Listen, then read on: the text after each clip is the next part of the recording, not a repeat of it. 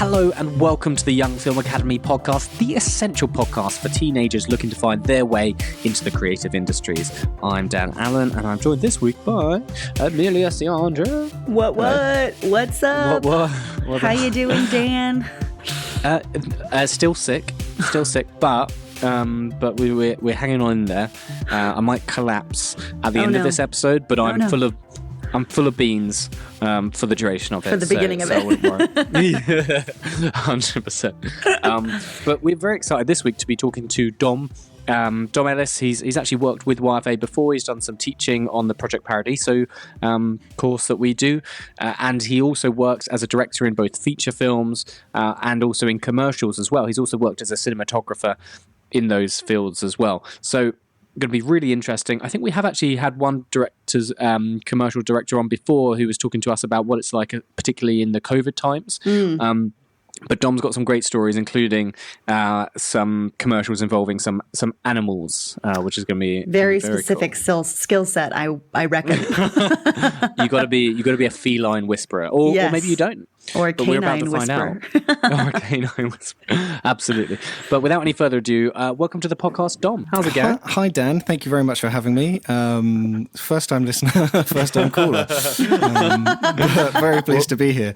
Well, you actually have, for those that don't know you, obviously you have been involved in some YFA stuff before, which is obviously not what you're here to talk about. But you came with us on the Project Paradiso, which was amazing, in Sicily with our sort of select students that had really impressed us over the last few years.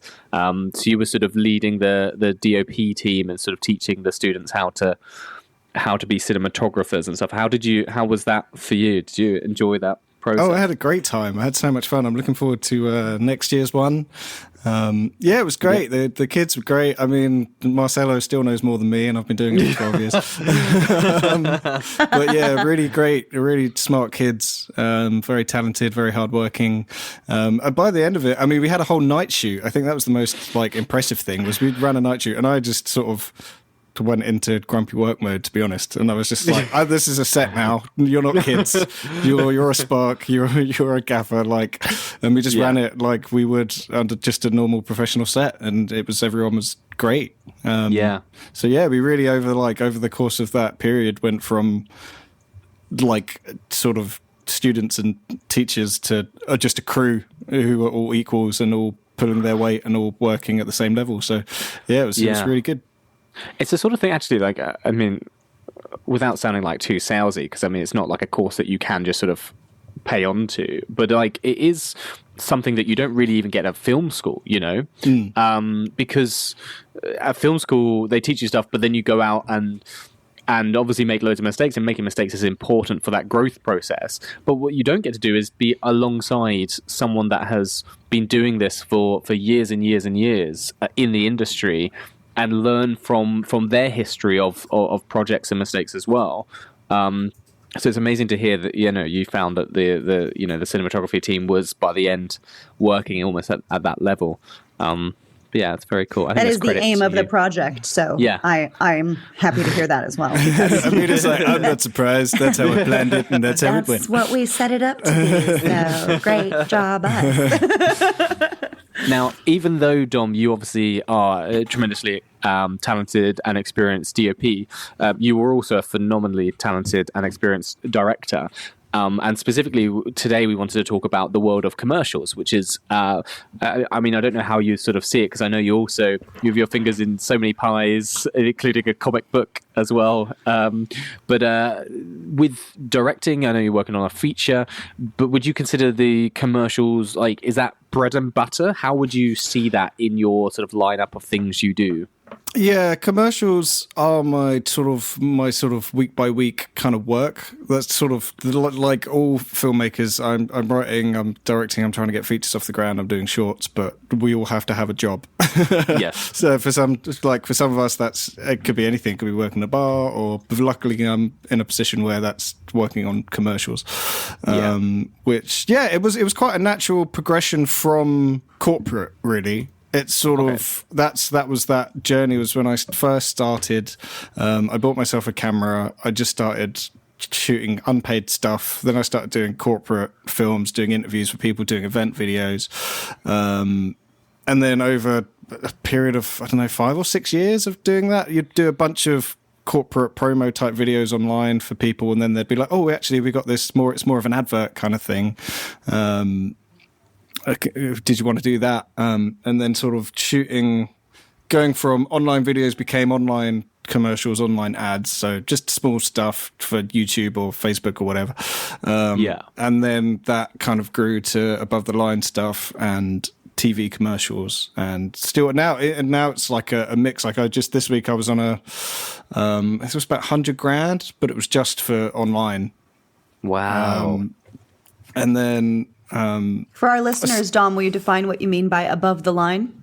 So that's just stuff that's basically from company direct to a wide audience, like clients, or the opposite of clients, like customers. That's something you would see.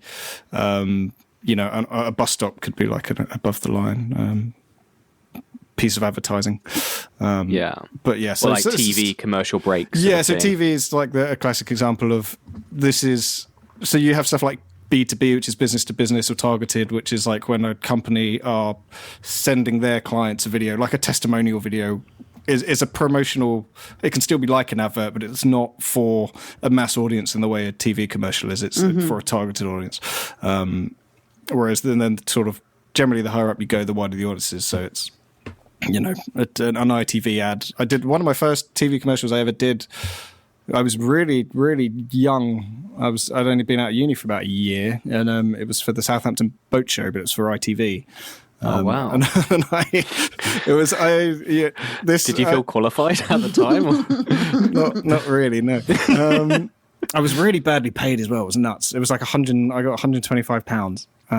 What I found in my career is whenever I'm stepping up, whenever I'm moving up a sort of a bracket, it's with companies who aren't very nice people and rather selfishly would like, we can get this student to do it for 125 quid. And then like that probably had 50 grand, that budget. They had money to pay anyone, but they're like, oh, we'll just get this person.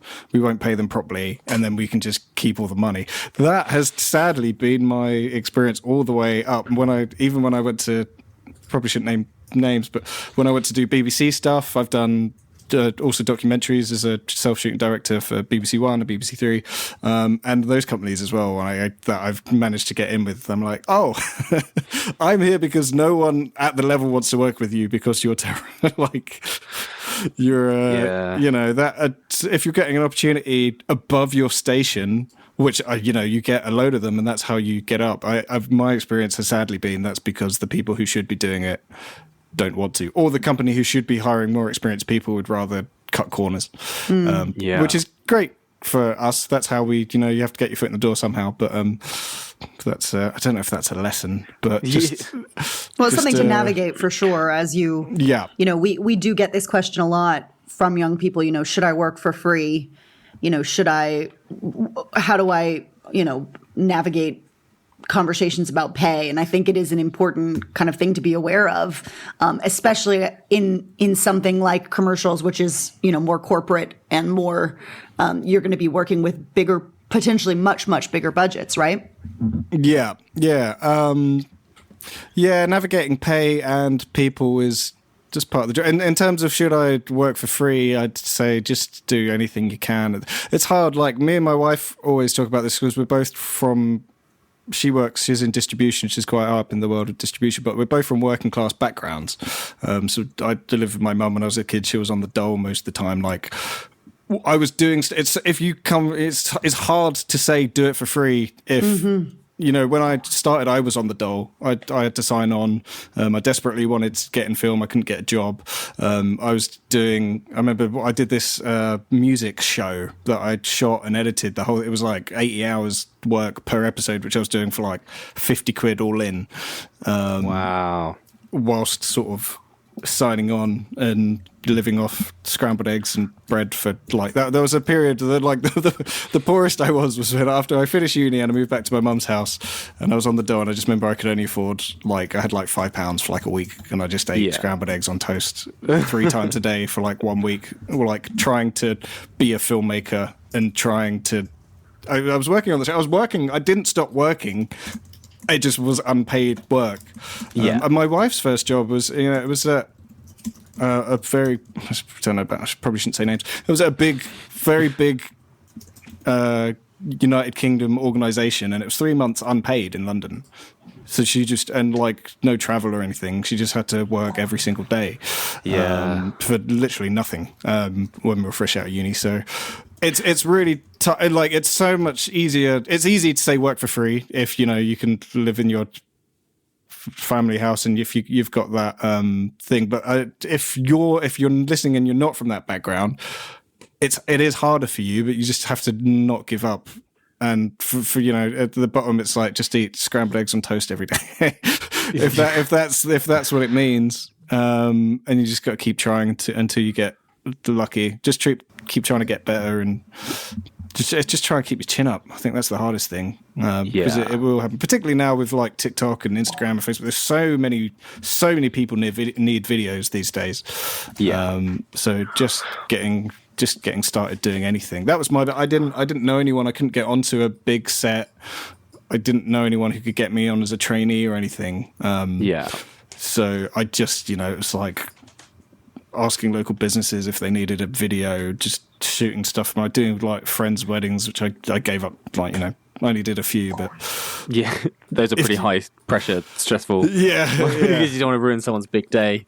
But I've gone off topic a little bit now, but that's just in terms of origin stories and starting and that kind of thing. It's tough, but it's a bit like being an actor or a musician. I think we only do it because we love it, and we therefore put up with a lot of nonsense. And some clients are aware that you'll put up with a lot of nonsense to move up in the world. So that's when you approach these businesses, are you like, do you turn up in person and say, "Hi, my name's Dom," or are you sending like emails? Like, what is your method of approach when you started out?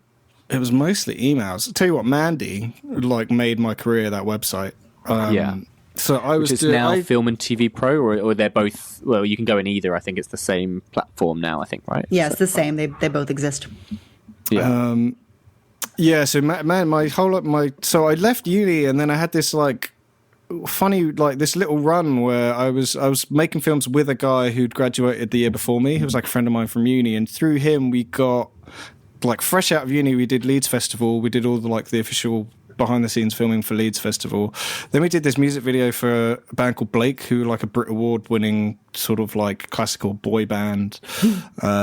We did a few things like that. I ended up doing like a BBC edit for Leeds Festival, and then it just died. That was like that summer was like a bunch. It was only like 3 things, but it was like back to back, and I was like, "Wow, I've made it already. This is my career." And then I went to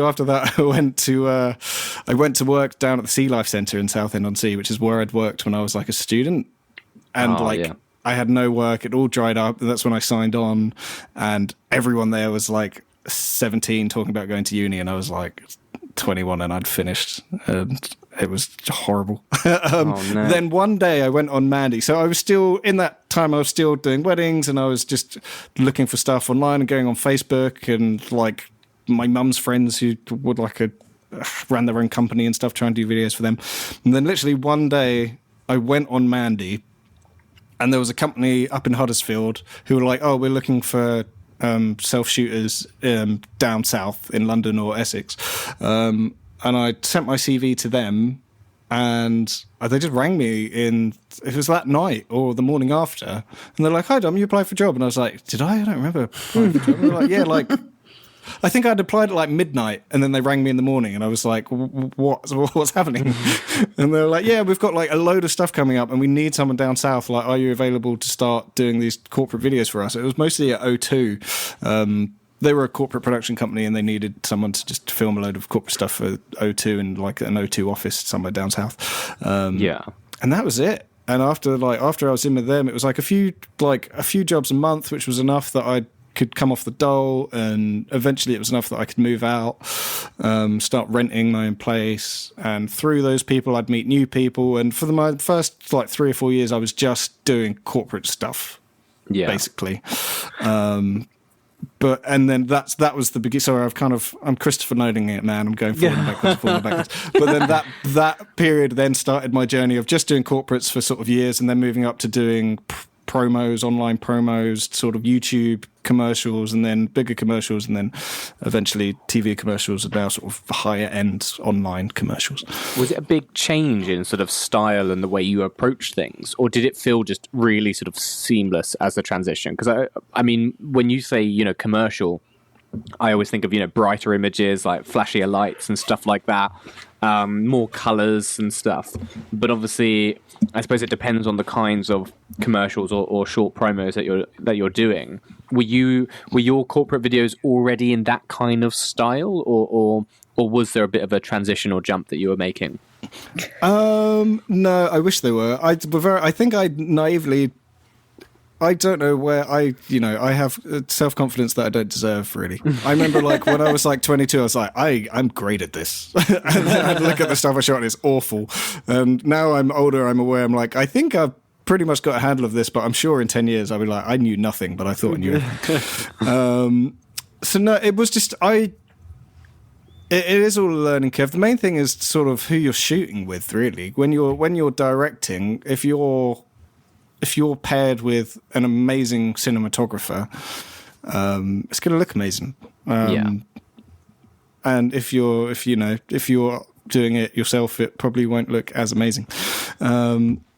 But yeah, in terms of and a lot of it is to do with, if you have an actor who has lines and you have props who have dressed a set nicely, if you have costume, that, like, so much of the cinematography and the image, your final image is not the camera you're shooting on, and it's not how you've told an actor to deliver a line. In terms of when you look at something, you can say this image A is expensive and this image B is cheap. They could both be shot on the same camera, and that's not what's making the thing that makes a commercial look lovely and expensive. It's the lovely costumes they've got. It's the set someone's had 15 grand to rent, instead of having to do it in the business's company's wife's house or something, which is what tends to be when you're doing a smaller YouTube type commercial. It's the set is, it's normally a family member or a friend or someone who owns the company, and they're bringing the product, and they're like, well, we don't have enough money to bring on someone, so they're just going to wear their own clothes. And it's all those sort of it's like the sum of their parts are greater than their individual worth. Essentially, you end up with something which looks really good, and it's not necessarily because of how well you've directed it. To be totally honest,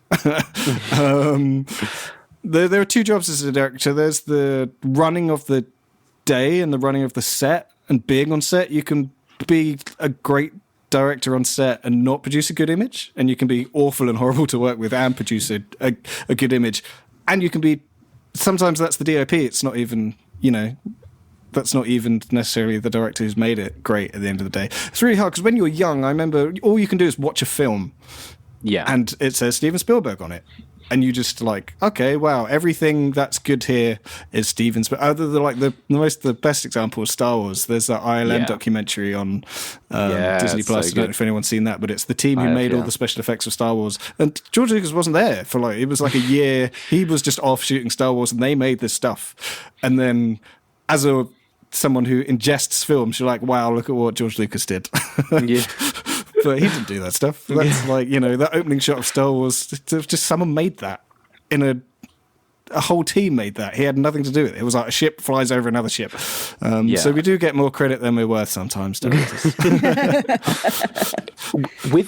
I just interested in that sort of that difference between the corporate world and the commercial world. I've always sort of seen it as like commercial world, especially if it's a lot of like talking head stuff, then you're sort of filming until you get it right. Whereas in commercials, you're sort of filming to give lots of different options, because the client maybe might prefer a particular spin on a particular word or whatever it is, like playing around with delivery and stuff. Is it that way, or do you have quite a clear vision when you're on commercials that like, this is how I want the actors to perform, behave, or are you trying to serve a plethora of options to the client? No, it's kind of the exact opposite. Everything has to go through like 100 people client side for them to sign off the money in the first place. So every line it has to be said this way. The images have to look like this. The actors have to look like this. And it's that kind of everything. We storyboard everything. We usually test shoot stuff. So you just do it you go to the office and then we test shoot everything and we cut it together and we give it to them so they can sign it off before we actually go shoot it. So by the time you're on set, when there's a bit more prep on a bigger commercial as director, you have all your pre-prod time where you're working with client, and sometimes we're doing those tweaks beforehand. So we'll record a voiceover down on a animated storyboard, and then maybe I'll be like, this doesn't scan right. I think this word should be changed. And sometimes they say yes, and sometimes they say nope. That's what we want. That's what's happening.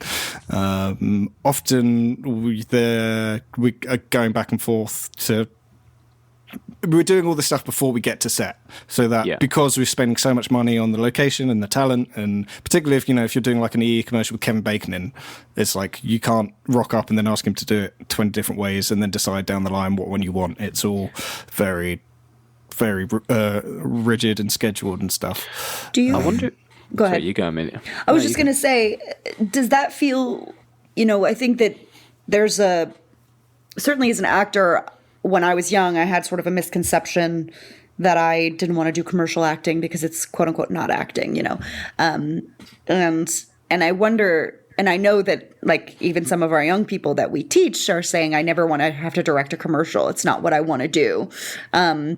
Because I think there's this idea that there's not a lot of creativity involved. And kind of what you're describing doesn't sound like a process where there's a lot of creativity involved. So where is the creativity? Where do you feel like you get to be a creative in those kind of scenarios as a director?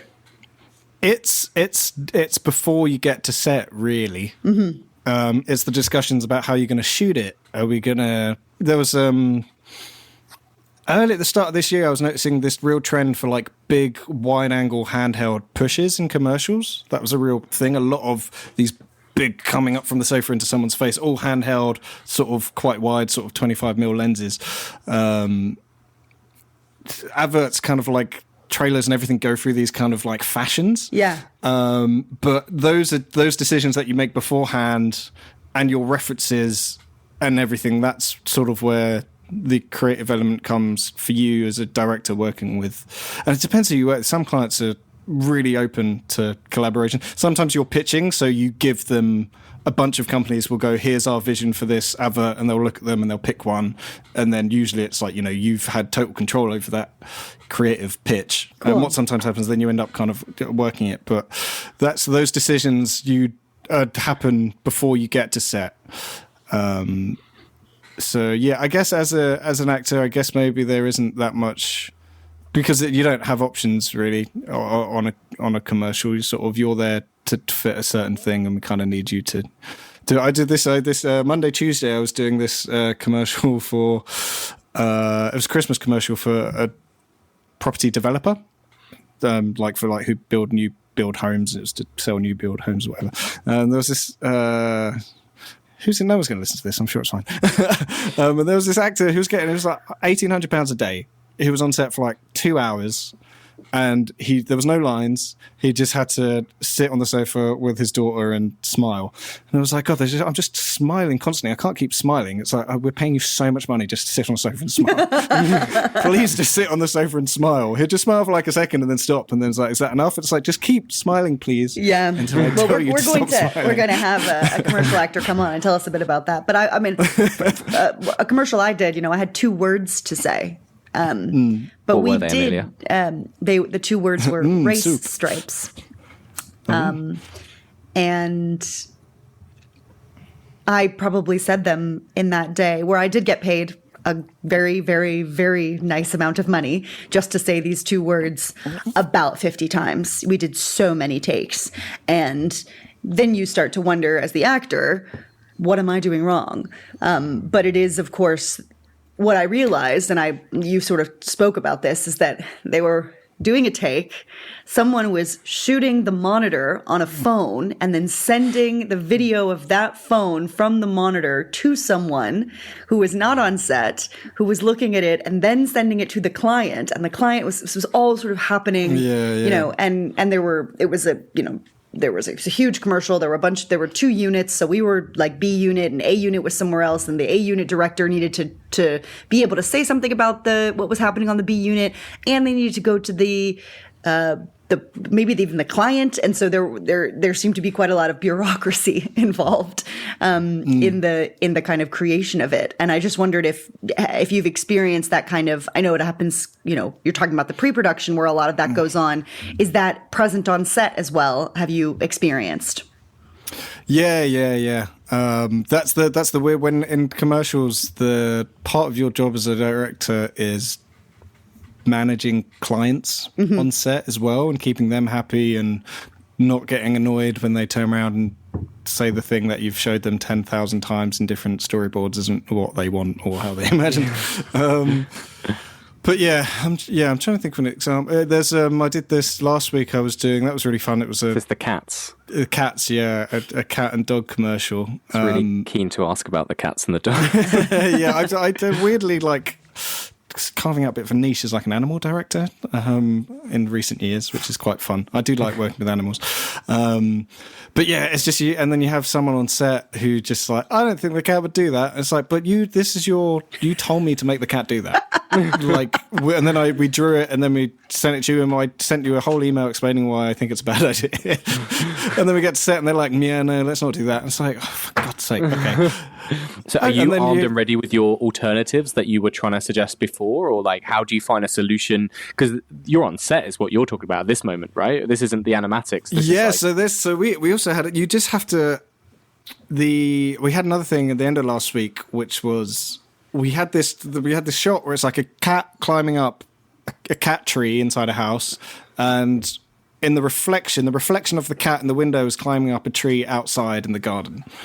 And we were shooting loads and loads of different plates. So we had, it was a different garden, it was a different tree. To get the reflection of the cat, we had to shoot the cat from 2 camera angles. There was loads. I had to use Pythagoras theorem for the first time in like my entire life since school. I had to sit down and work out like, okay, because we didn't have a actual reflection, we had to put it all in. So I had to sit there and like figure out the maths of how we were going to do this. And then when we were giving that our approach to client, we did like a test shoot, and then it was like a GCSE like homework. I did like a breakdown of like, here's the approach. First, we shot a cat against a green screen, and then we used these angles to figure out the angle of that. But then we would send, it's like, here is our method. Here are 2 other methods for 2 other slight variations. If you don't like how this has turned out, or if you want to see it in a different way. And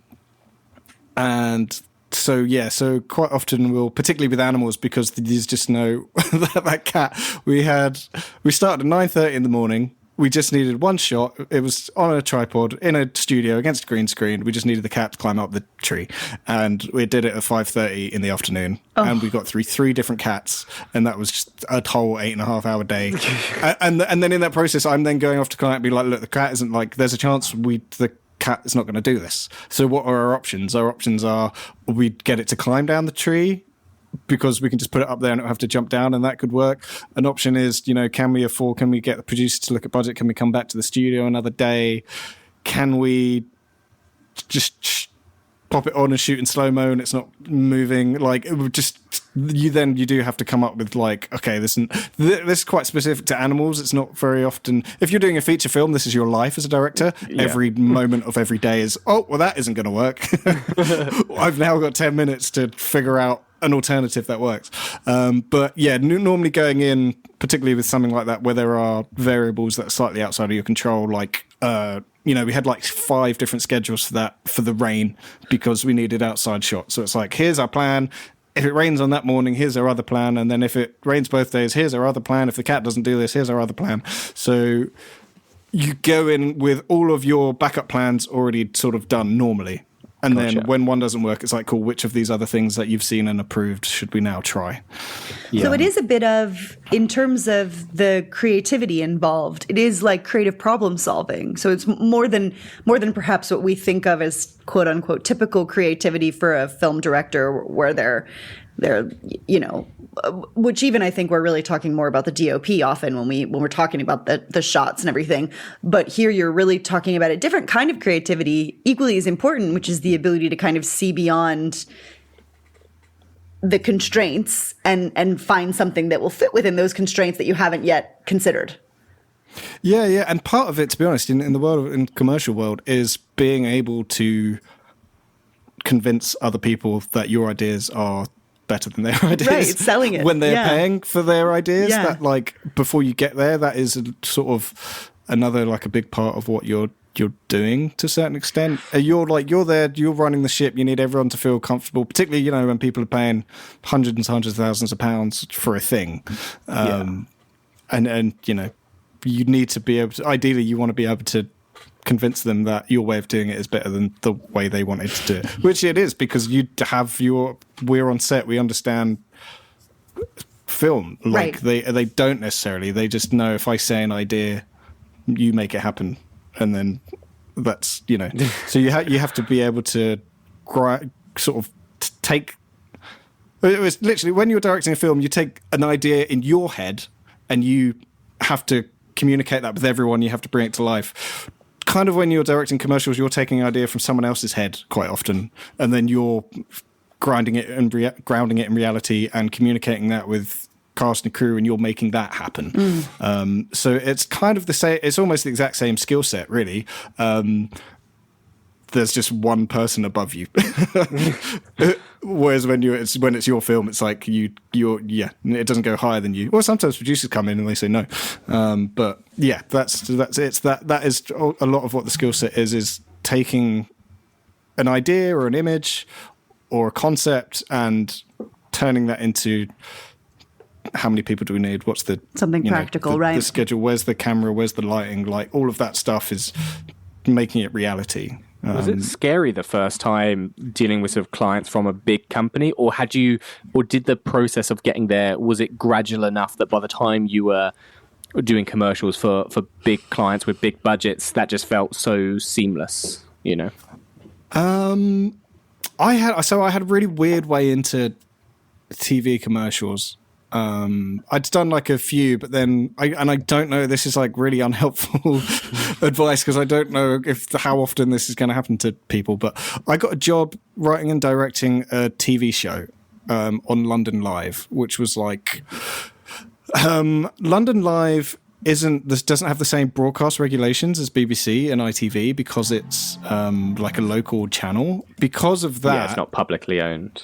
Yeah, so it was a documentary show, but the companies who were appearing in the documentary were funding it, essentially. So it was this really weird thing where it was like a mix of commercial and documentary storytelling, where I was like given, it's like, here's the company, we want to talk about how we're groundbreaking in this, we have a blood test and you'd send it off and then we'll let you know.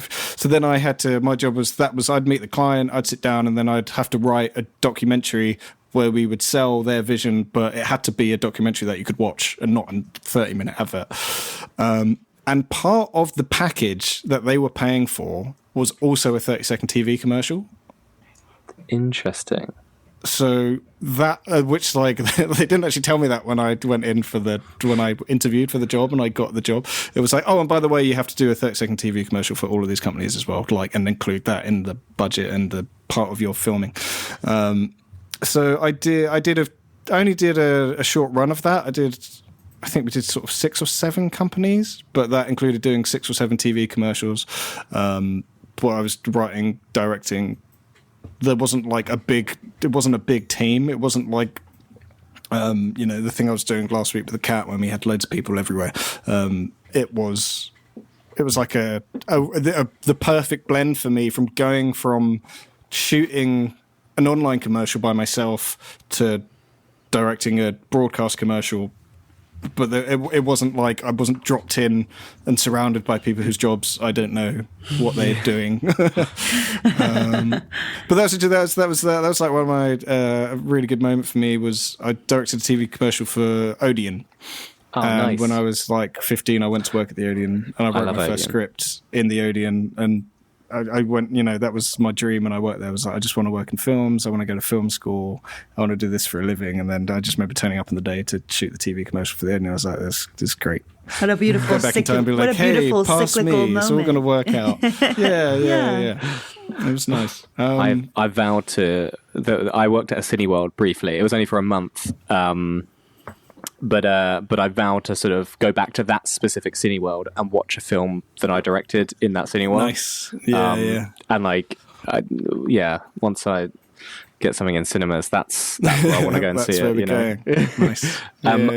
Obviously, you've touched on a lot of the different aspects of the production and the process, but I wondered, for the sake of clarity, I'd be really interested to know if you could sort of break down in a linear way what that process is. So like, when do you first hear about a commercial? Do you have to pitch for it? How does it come about? And then what are the different steps to get you to set and then even beyond, or does it change dramatically every single time? Or the whole industry, my whole career, like, it is all who you know. And I remember I went I studied at Southampton, and I went back as an alumni to do like a careers panel. And for me, it was, I didn't know anyone in the industry. I was just really good friends with like 100 people in my uni course. And then they would graduate and they would go and get a job, and then they'd ring me, or they'd hear about something and they'd get me in. So that was the beginning of my network, was going to uni. Like when I came out and I did that Leeds Festival thing and the music video, that was someone I had made a film with at uni, had then graduated. And it kind of never ends like that, really. I was really lucky with that Mandy thing, or I just applied for something online. But usually, almost always, 90% of my work is I'd get a WhatsApp or a phone call, and it's either someone I know who I did a thing at one company, has gone to another company, and then that's now I'm working for the company A, now I'm in with company B, and then those things carry on. It's normally I get a WhatsApp or a phone call or an email. The cat one actually was I had to apply for. I can't remember where I saw it. They needed a director who'd worked with animals before for a commercial. And when I was working on that, I wrote and directed that documentary series. We did one for it was like a dog collar, which was also a Fitbit. So it monitored how like much your dog had run, if it needed to go on a walk, or if it like had been overwalked and you needed to not take it out tonight. So I'd shot a commercial with that. I'd shot a commercial for like a doggy grooming company, which is like all slow-mo dogs being like hair dried and stuff. That's really fun. So I just saw it online somewhere, and I was like, I was like, I've actually done a bunch of stuff with dogs now that I think about it. I'd done some other stuff as well, like before that. So I applied to they were like, just send us an email, call it directed, and then send us like a show reel and like some links to other animal things you've shot. That was quite an interesting thing. So I then had an interview with them. They were like, "Hi, we're interviewing a few people. Would you be around to come in?" I don't think I went in. I think it was on Zoom, and then we were talking everything they said in the interview. I was just like, "That's not going to work." They told me the whole plan, and I was just like, "No, this doesn't." And I was like, at the end of it, I was like, "There's no way I've got this job. I've just told them that everything they've said is a bad idea, and that it's not going to work, and that I would do it entirely differently." And then they rang me back and were like, "Hey, can you come in and sit down and sort this out?" So then I did a few days in their office, and they gave me like the brief from the client. It's like, here's the client brief, here's the animatic, here's the storyboard. That stuff had already been done at that point. So it was like client, that wasn't... Actually, it's a little bit more confusing. So the company who pitched is an ad agency. We were the production company working for the ad agency who were working for the client. So that ad agency had done their pitch. It was their creative originally. Client had signed it off. They'd then contacted the production company, who then needed to hire a director in. That's where I come in. And basically what they wanted to do and the way they wanted to do it, in my opinion, was the wrong way to go about it. So then I went in, I looked through everything, I had a chat with everyone, and then I was like, I think we should do it like this instead. Then coming up as a DOP, knowing how to shoot and light is just, and edit as well, is just infinitely helpful. So then in their office, they had cameras around. So I was like, let's grab a camera. We got a little fluffy toy, and then we did like a little test shoot, and then we cut it together, and then we sent it over, and it was like, this is how I think we should do this. And then ad agency was happy, client was happy, everyone was happy, and it was like, cool. Now we get into prep for the shoot. How are we going to do this on a bigger scale with more lights, more sets, nicer cameras? An actual animal, not a fluffy toy. I know with like music videos, often it's like the directors are pitching, but in the world of commercials, it's the ad agencies generally that are pitching, and then once they have that down, then they get the director on. Or I guess so. I don't know enough about that side of it really. Yeah. Normally I think because my friend, one of my best friends from school works for Lloyd's, and he's like in charge of their marketing campaigns every year. And it's just like you get paid like $100,000 to say make a black horse run. It's been the same advert for like 100 years. Yes. It's just a black horse running somewhere. Always like, really how is this your frustrates job? me, actually. So there are some companies like that where there is not really, like even if like you can't pitch to Lloyd's TSB and like we want a dolphin. What it's if like the horse is running really fast? That's it. That's the idea. So it kind of varies. So like sometimes a company a client will want pitches, and they'll go out and they'll go to a bunch of trusted ad agencies. They're like really big ones. Like my friend used to work for Mother in London, in Shoreditch, who are quite a big one. So they'll go out to a bunch of agencies and be like, hey, you can pitch an idea for a commercial. I'm sure that like, the old Cadbury's ones where it had nothing to do with chocolate. It was like the gorilla playing drums or the kids with eyebrows, Classics. like that kind of thing where it's like really open and you can come in with any kind of creative idea. And then there are other things like Lloyd's where it's like we have a very specific brief. It needs to be a horse running somewhere. Give us some ideas. It's like, I don't know, the beach. So do you it feel does vary. like- But again, I come in once that's been decided. So I'm not an authority on how creative agents pitching works. Yeah. But that's an interesting thing in terms of kind of your perspective as the director, is that you actually come in, unlike a narrative film, a fiction film, you as the director actually come in sort of late in the process, really, and you have it sounds like, I mean, just what you were describing with like the ad agency who was hired by the company, and then you were hired by the ad agency. It's a lot of levels of what sort of sounds like bureaucracy, So do you ever feel that? Do you feel that sense of there are these kind of number of people above you to answer to, and how does that impact you in terms of your approach to it versus how you approach making your own short films that are perhaps narrative films? Yeah, can I add on top of that question? Yep. Are you telling them what you feel they want to hear? It sounds like you're not, obviously, especially with the cat one. But yeah, really good question, Amelia.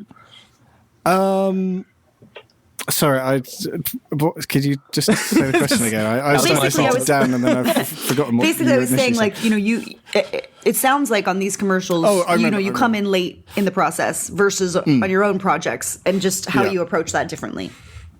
Yeah. Oh, I love it, really. It's so much. When it's, Dan will know because Dan writes and directs, but when it's just entirely up to you and you can do anything in the world, it's so much harder to decide on what is the best way to do it. When you're like given, like when you have the paradigm of a brief, or you have you're in a cube of, okay, I can't go outside of this cube. What have I got in the cube? What's the, how can I, what's the best thing to do with the tools I've been given, creative tools, as opposed to physical blocks. For some reason, in my head, I'm a small child building Lego.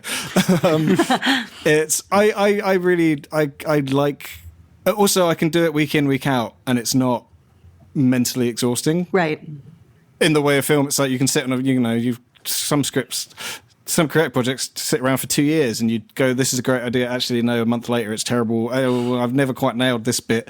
Just being like, we need to hit these beats. This is the time we have. This is the budget we have. What is the best way we can do this? And then I get to just do that and figure out how we can make it work. I totally, I mean, that, you know, I refer to it as, and we talk a lot about it at YFA, about creativity within constraint, and that actually there is such a thing as analysis paralysis. When you have every single option available to you, it's a bit overwhelming, and then you kind of can't choose a direction to go. And so it's really kind of, I'm going to say, validating to hear that there actually is something. I mean, you know, it is about, rather than finding a way to do it, it's finding the way to do it, the way that makes sense within the budget that you have, within the, you know, using the kit that you have, using the locations that you're in, all of that actually, for the most part, it sounds like you don't have to make a lot of those decisions. You sort of come in once those decisions have been made. Yeah, a lot of the time, yeah. Yeah. Because quite often, you know, you, to a certain extent, if you're a big ad agency or a company, as I said, like, to a certain extent, it doesn't matter who turns up to direct sometimes. You know, right. you know what you've got to give your client. You know, there are occasions when I come in and I have to sort of tear the whole thing down and build it up again from scratch. But then there are other times where I just have a lovely day and I just turn up and everyone's smiling and everything's running fine and we get it and everyone's happy and we go home. It's really nice. But yeah, no, and with the analysis paralysis, there's always like I'm trying to think of the word now. It's like you have the idea and the execution, and sometimes executing a bad idea brilliantly is better than executing a great idea badly. So when you're given the idea to begin with, and you don't have to be like, oh, maybe this idea would be better if maybe how can I subvert it in some interesting way? When you're just given the idea, then all you have to do is do the execution. The execution of it, right? Yeah. Which is just, you know, that's fun. That's the filmmaking bit, really. Someone's make this a film. Okay, that's the bit I like doing, is making the film bit. And to be honest, I have like ADHD, so my brain's pretty nuts. So I probably could come up with an idea every week if I had to, but like it'd just be exhausting. I can give you, just being given ideas constantly and then making them is so much easier than. You know, you have directors. You know, Tarantino takes like 6 years in between films, right? Because he can do anything. It's like a blank piece of paper and all the pens and pencils in the world, and it's like, what am I going to draw? I've no idea. But when someone comes along, it's like, hey, draw an elephant. So okay, maybe I'll draw a pink elephant or a green one. Or actually, I think the elephant should be drinking water. It's that. It's like you just take all the worry and the self-doubt and everything out of it, and you just get on with doing it and have fun with it, essentially. When you move into the edit, like after you've had fun with it, you've tweaked it, and then obviously they've agreed to those changes and you bring them to life on set, is it just then a matter of putting those shots in sequence, I imagine, first of all, almost to the exact beats to those animatics, because obviously it's got to be 30 seconds and stuff. How does that make the edit in some ways like the easiest kinds of edits, or is it still challenging because the moment you actually start cutting it together, sometimes things don't cut as well as you thought? It's so when I'm doing something bigger, I'm not really that involved in the edit, to be honest. It's like the video's been recorded, we've cut the animatic to the timing, as you say, it's there, and we just go and we do it. It's like recording a demo for a song, and then you pay for the studio time and you just record over everything. It's like, what you don't want to be doing is having paid for a studio and then deciding to rewrite all the words or change the chorus. Like, we have that already as a rogue director analogy. On set. Yeah, you just go off in the rails. You go in and then you just do it better over what you've already done. And it's the same with the sort of those edits, really. It's all you've gone, you know where it's going. Occasionally, things might get moved around a little bit, but you know, it's all scheduled for those. If you've got 12 shots in your animatic, you're scheduling for 12 shots and you're budgeting for 12 shots, and you're not going to get 20 and pick later. You've got those in the order. How many days is it? Well, if you're not doing go. the edit, then how many days total work are you generally being hired for, including like prep or because I know sometimes on features people they sort of if it's low budget sometimes you get asked to come and do prep days that are not paid days and stuff like that. But I would imagine you're paid for prep days on commercials with those kind of budgets. Like how many days total is it work on like a single commercial generally? So for like where I am, my level, like the cat one I did last week, for example, was 4 days pre-production. Okay. So that was coming in, looking at the idea, test shooting, reworking the idea, looking at schedules, doing set visits, doing recce, sitting down with the DOP, talking about lights, what kit we're going to use, what camera we want to shoot on, how we want to run the day. So it was like 4 days of that, and then 3 days shooting. Which is the other lovely thing about commercials. It's just like 10 seconds to film a day, as opposed to when you're on, I think the feature film we shot together, I think we were doing like 10 pages a day or something. You could almost have no AD at that sort of that kind of time. You're just like, guys, should we like call lunch now, or should we go and film some stuff? Oh no, we get some desserts in. But I imagine it is quite regimented in time wise, even. Do you know how many takes you're allowed of a thing, or is that sort of flexible? Because I suppose, especially if you're working with animals, you don't know what's going to happen with.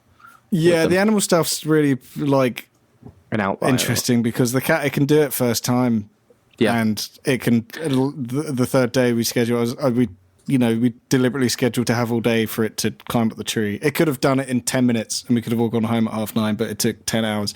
Which, when you have an actor and who needs to say 2 lines, racing stripes, you're going to get that in a X amount of takes. Yeah, we shot that in about 2 hours.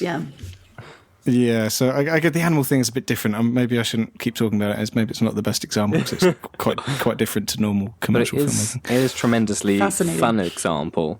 Yeah. Yeah, no, it is. It's a whole thing. What's the weirdest one you've been on that you're like, I can't believe I'm being paid to be here and shoot this thing? What's the weirdest as a commercial? Yeah. Or just in general. Both.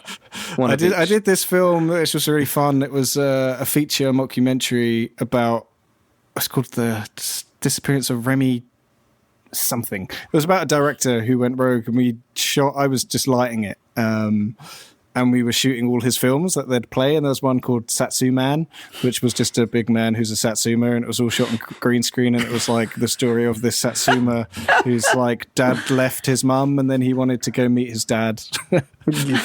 Another one we did, and that was like the Guantanamo Bay musical, which was like one of his films as well. Like they were all deliberately just these really like balmy ideas that we had to film as like little shorts. Yeah. So that was a little bit crazy. And I was just trying to think of an advert for. The cat thing. The last thing I did was like it was an advert for a cat deworming tablet. I mean, that's pretty. You're like, what am I doing? I'm like so much like heart and soul and energy into like shooting this cat deworming tablet advert as well as I physically and mentally can do. What does that look like? A cat deworming commercial? It's just like, are you doing like? Is there puppetry? Is there some words? No, so it's all live. It's all live cat. So like, it's just a deworming pill. Like you have to like, it's like flea treatment. It's like your cat's every couple of months. Your cat needs to have a deworming tablet just to make sure it doesn't have worms or whatever. So that was like, and. That advert, it was about protecting indoor and outdoor cats. So we were doing kind of these fun things when we'd have a cat doing something inside and then a cat doing something outside, and it was all sort of mirrored, and that was sort of the creative idea behind it, which was quite fun. But at the end of the day, it's just like the commercial before that was like, you love your cat, but so do worms. So protect your cat. I hope you got some great deliveries of that. So that was quite fun. The doggy Fitbit app was kind of fun. I was like, this does feel like a good idea. Yeah. I like the idea of the tracking data and just seeing these patterns of where they've sort of like just run around their own house and stuff. It was quite interesting because, like, something you take your dog for like a 10-minute walk, and you're throwing a ball back and forth, and you get home thinking your dog's run like a few hundred meters, and it's run like 2 miles. Yeah, it's just run like you're not running, but your dog's running around. So part of the advert was obviously you'd think, oh, well, that will stop people's dogs being overweight, but then it's like it was also part of the message they were trying to get across was the opposite. It was like, hey, sometimes you're like knackering out your dog. Yeah. If you like to go for 2 walks a day, your dog's really happy, so it's going to just be running around, but it's like you're doing in its joints, and it's like you need to dial it back a little bit. Yeah, Cocker Spaniels will just keep on run. They'll just run and run and run and run. They'll never stop. They don't know how to stop themselves. Like, they just love to play. It's a good product. Addicts to running. Yeah. They love can't it. help it. It's Cocker Spaniels. So, Dom, we always end our episodes with 2 questions. We always ask what were you doing during your teenage years that was turned out to be helpful down the line, and also what advice would you give to that teenage self now? I know you mentioned working at Odeon, although obviously I know that was maybe more of a self-reflection moment than you necessarily learnt skills at Odeon that translated over, but I don't know, what else were you up to, or maybe that was really useful. No, I have this like really like silly origin story where my best mate Steve, who we were each other's best men like 20 years later, he loved films and I loved films. We used to go to the cinema all the time, and we met when we were 11, and we'd go watch Spider-Man, or they would go watch whatever. And we went to watch No Country for Old Men whenever that came out. And there was a scene halfway through the movie, and Steve literally turned to me and was like, wow, that was really well directed, wasn't it? And I was like, yes, I know what that means. Very well directed. And I literally just went home and was like, what does the director do? And I was like, that sounds amazing. I want to do that. Wow. And yeah, after that cinema trip, I was like, oh, this is what I want to do. So I was really into my DVD commentaries. I'd like watch a film 5 times in a row, like once with the director commentary, once with the DOP commentary, then again with like the actor's commentary, trying to figure out how, because like YouTube wasn't before, this was like before Filmbright came out, and there was no, you couldn't see behind the scenes. There was no way to like, directors didn't have podcasts or vlogs or whatever. You just had you didn't really know. So a lot of watching DVDs. I had, on the way home from the bus stop to my house was a charity shop that sold VHS tapes, and they were like 20p a film. This was like 2002, 2003, and no one really had VHS, were kind of redundant at that point. But as a result, the only VHS tapes that got to the charity shop were amazing films. Everyone would be like, oh, I'll throw out this garbage, but this is like Usual Suspects or Pulp Fiction. Like, I can't throw that in the bin. I'll just take it to the charity shop. So every single film in the charity shop was like, it was The Godfather, it was everything. And however much money I had after dinner, when I walked past the charity shop, I would buy as many VHS tapes as I could afford with that money. And I just had like baskets of them, and I just watched them over and over again. And then eBay hit in like 2003, and then I was buying like, I bought the Cabinet of Dr. Caligari and the original Nosferatu and like German Expressionist film and every single Nightmare on Elm Street. I was really into horror, like most filmmakers are, and it was just ingesting it as much as I could. I was really lucky that I just love a thing. Like, there's no reason I love it. That just happened to me. I remember in like year 10, telling my head of year I wanted to go to film school at parents' evening. She laughed at me, like literally just laughed in my face, and I haven't let go of that. Look at you now. Every day. I'm like, I'm gonna make it. You're dying for a reunion, so you can go back and just be like, yeah, look at me now. Damn you, Mrs. Coe.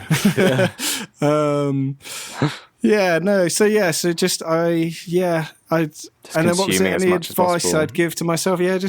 Just keep going. There was a period where I came out of uni and I had this amazing summer where I was doing loads of cool stuff. Then I went on the dole. I hardly had any work. I was doing loads of stuff for free. I was living off scrambled eggs. I had to work working in this cafe with 17-year-old girls. It was like being in the Mean Girls film. Yeah. It was horrible. You were in the burn book. Yeah, my mates went traveling. They were going traveling, so I was lucky enough to borrow some money from my nan and then join them. Went to Asia for like a couple of months, and I just gave up. And I was out there, and I was like, I'm just going to be an English teacher. Like I went to uni, I did film. This is what I wanted to do, but I don't know anyone. I give it a good run. This is like, that's it. I'm gonna. And then I just got home and I had a Facebook message from someone who was working in a company and said, hey, the company who share our office need a self-shooting editor for this job. Are you around? I mentioned it was going to Saudi Arabia for 3 months, which was really weird. And I was so close to giving up. And I'm just so glad I didn't. So my advice to myself, or anyone is like, just don't give up. You just gotta, I don't know. Listening to other people's stories aren't always that helpful because it's always one totally random lucky thing that gets the ball rolling. But yeah, and I can't guarantee what that thing will be, but I can guarantee if you never give up, you'll get yours. Just something will happen eventually. If you keep trying, maybe, you become a runner on a set and you'll meet another runner who's like, I'm putting my first short film together. I can't work with this DOP. He won't work with me, but you have a camera and maybe we'll do something together. And then from that, you go on to do a million things. Or I ended up being an AD on a film. I met someone coming out of an office. I just started talking to someone on a sofa who I was just waiting. And I was like, oh, you waiting for someone? And then she ended up being a director and she was putting together this film and she needed an assistant director. And I was like, yep, that's not what I do, but let's just get on this. Just try not to get disheartened. Just keep doing it. And if you love it, you'll keep doing it because you won't have any options. Of course. Well, and something that we talked about before we started recording was just the kind of feast or famine nature of being a freelancer and kind of knowing that sometimes it could be slow and that you have to protect your mental health and your resilience, and you keep going because after it's slow, it will not be slow again, or it won't be slow next. It goes from slow to there being more going on, and there might be another slow period, but it's that kind of, you have to be kind of ready for that up and down as a freelancer. Yeah. And it's a never ending, I don't want to make it sound horrible, but like last week I did this commercial, it was really fun. And then just on Friday, I was like, immediately just, you have a mental breakdown. You're like, why I haven't got another one for like 2 weeks. What's wrong with my career? I need to do better all the time. Which I don't know, that might be just my own mental health issues. No, I think there's a lot of personal dissatisfaction, right? And there's always that assumption that everyone else is doing better. And I think I once heard someone said that the people that we're generally jealous of, we don't actually know very well. We don't actually know what their lives look like. But it's easy, I think, to go on Instagram and the one person that happens to be doing something that day is obviously going to pop up because people have interacted with it. So you suddenly think, oh my God, everyone's busy all the time. It's like, no. It's just that one or two people were the day that you went on. And then the next day, someone else is. But the person you saw the previous day might not have anything going on for like the next 2 or 3 months even. But we build this illusion that we are not doing as well as everyone else, even though that's just generally not true. Yeah, I don't know if it would have been cut out, but at the start of this, I was saying in summer I had a whole month where I didn't have a single job. And I was like, is this the end of my career? Like, this has never happened to me before. Like, I have no money, nothing's coming in.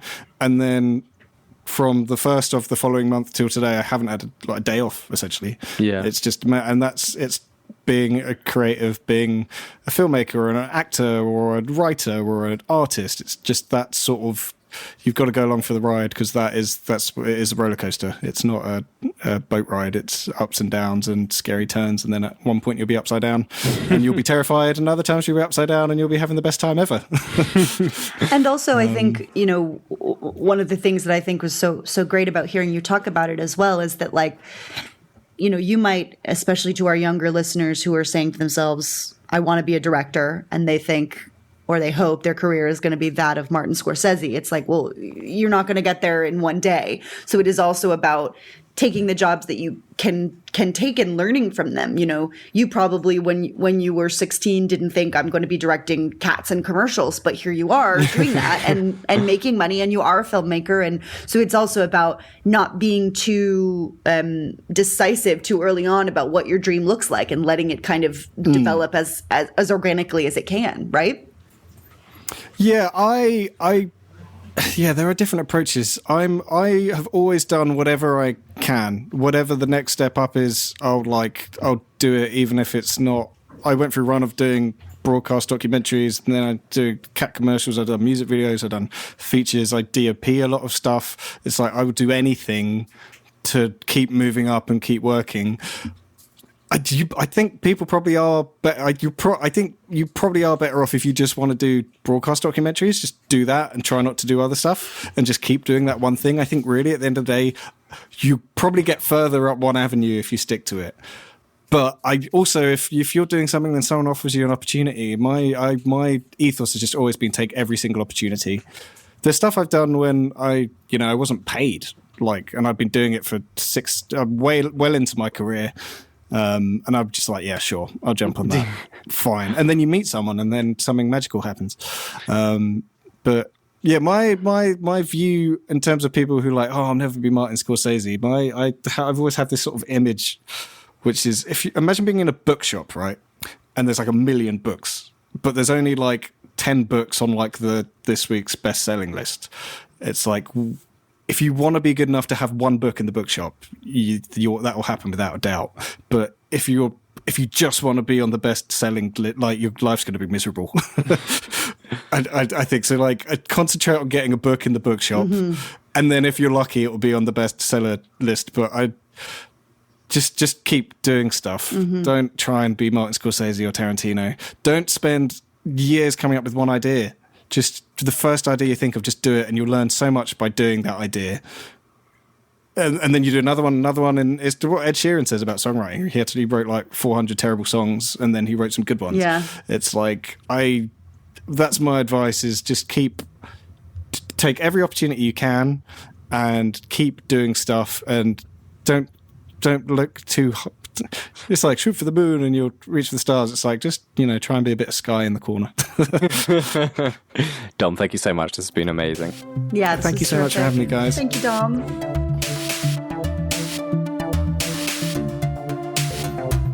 Hearing from Dom about the sort of taking opportunities as they arise, it reminded me of the Lehman Brothers trilogy. Have you seen the Lehman Brothers trilogy? I haven't seen it. I actually auditioned for it, funnily enough, but I have not seen it. No, I missed it, unfortunately. And heard it was very good. Very good, very good. I've never seen 3 plays back to back to back before. Yeah. But it was fantastic. But I mean, knowing that they go on to make this bank, I didn't know anything about the story, and obviously it's a true story.